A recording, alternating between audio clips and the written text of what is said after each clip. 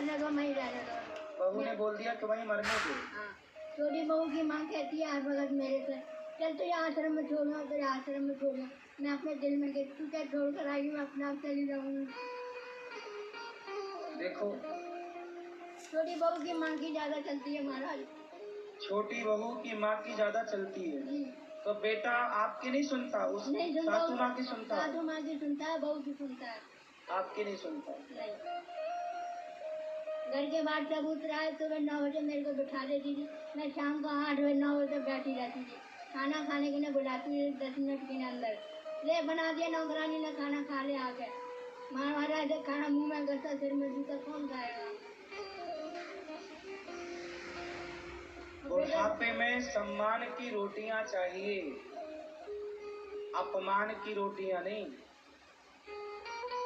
आपको कोई रोटी खिलाए और अपमान करे आपका, तो आपको वो रोटी अच्छी नहीं लगेगी।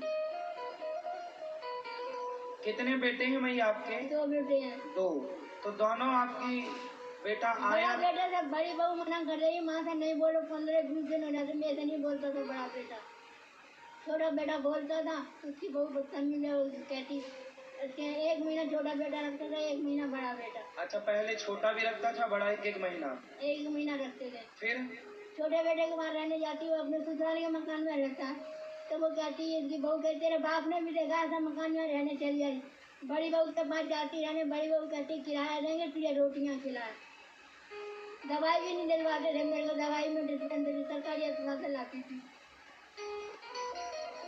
एक बहू कहती है कि ये मकान तुम्हारे बाप ने दिलाया है, और दूसरी बहू कहती है कि तुम आ गई हो तो किराया दो मकान का।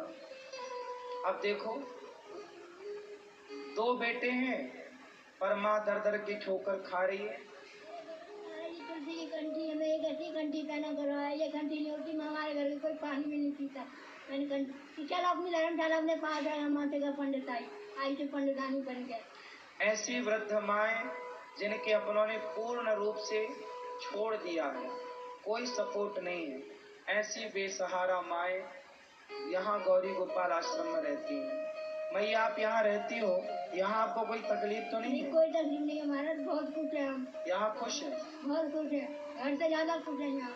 घर से ज्यादा आराम, टाइम पर खाना पीना, सब दवाई वगैरह टाइम पर मिलती है। दवाई मिलती है यहाँ? डेली मिलती है दवाई। यहाँ पर माताओं को सम्मान के साथ, उनके यहाँ माताओं को हम नहीं खिलाने वाले हैं। यहाँ तो माताएं खुद, माँ ही अपने बच्चे का पालन करती है। बेटा माँ को क्या खिलाएगा? माँ खिलाती है बेटे को, बेटा नहीं खिलाता। इसलिए ये माएं, ये दास अनिरुद्ध का पालन कर रही हैं।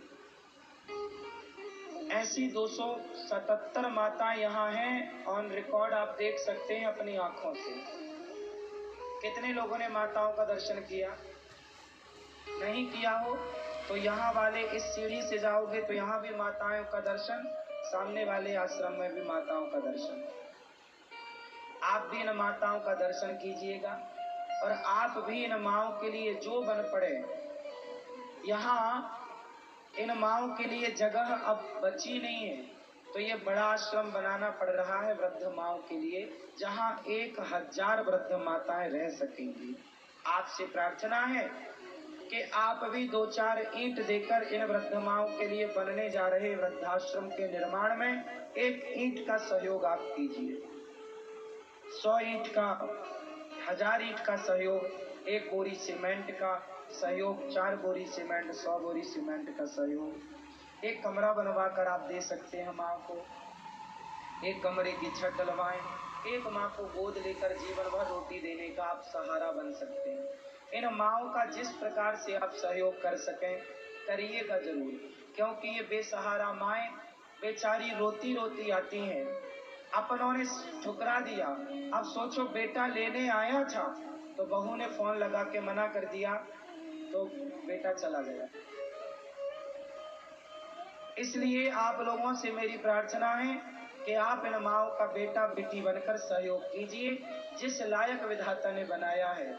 जब आप किसी बेसहारा माँ का सहारा बनेंगे तो भगवान आपका सहारा जरूर बनेंगे।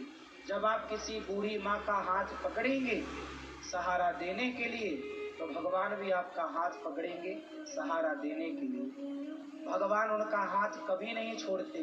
जब आप किसी का हाथ पकड़ते हैं तो भगवान भी आपका हाथ पकड़ते हैं।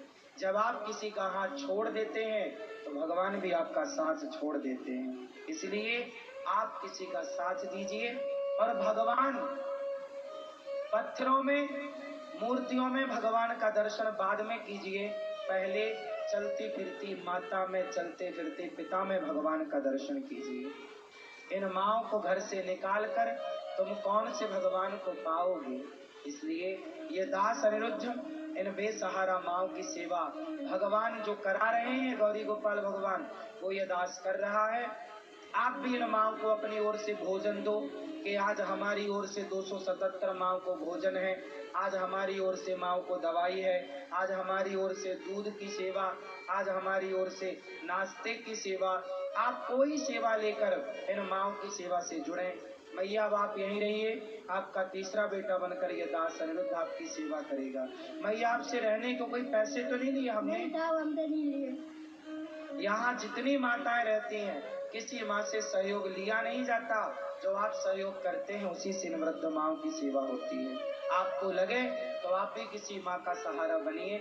आप भी यहाँ चल रही अखंड रसोई में भोजन की सेवा, एक रोटी की सेवा दीजिए। आइए, आप में से कुछ दानवीर महापुरुषों ने नाम पहुँचाए हैं, सम्मान के साथ ऐसे दानियों का नाम सुने और भगवान से प्रार्थना करें कि इन दानवीर महापुरुषों की झोलियां भरी रहें।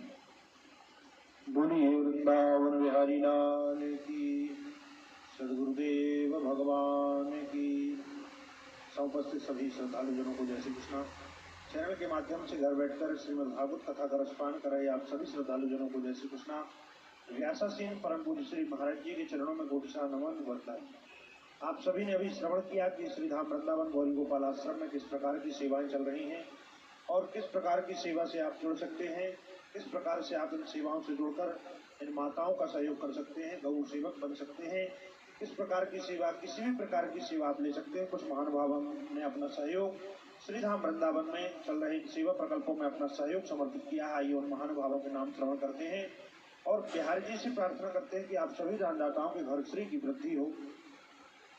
श्री श्यामवती कुमारी मुंगेर शिवकुंड बिहार से आप 11,000 रुपए का सहयोग समर्पित करें अन्य क्षेत्र के लिए, बहुत बहुत धन्यवाद।